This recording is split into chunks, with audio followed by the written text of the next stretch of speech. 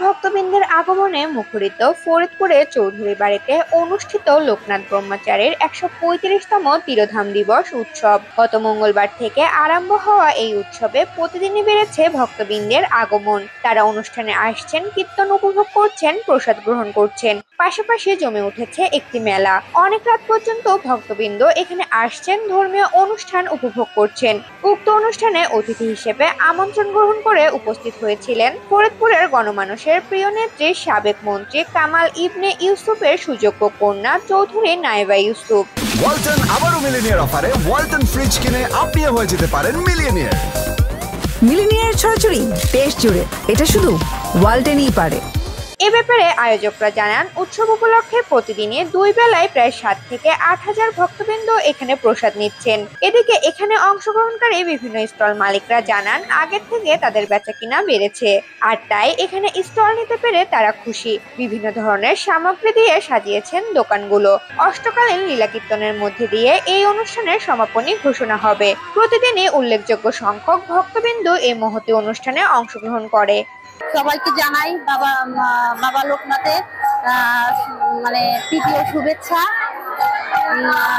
এটা বাবা লোকনাথের 135তম তিরোধান উৎসব।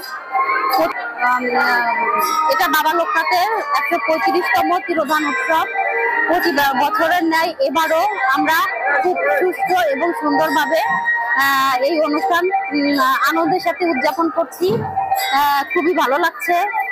আর এই মন্দিরটা আমাদের অনেক পুরাতন মন্দির। আমরা এই মন্দিরেরই মানে বাসিন্দা। আমরা আশেপাশে যারা আছে সবাই আমরা খুব সুস্থ এবং সুন্দরভাবে এই মন্দিরটা গঠন করেছি এবং এই মন্দিরে যতটুকু সম্ভব আমরা মানে এই বাবার অনুষ্ঠানটা চালিয়ে যাওয়ার চেষ্টা করছি।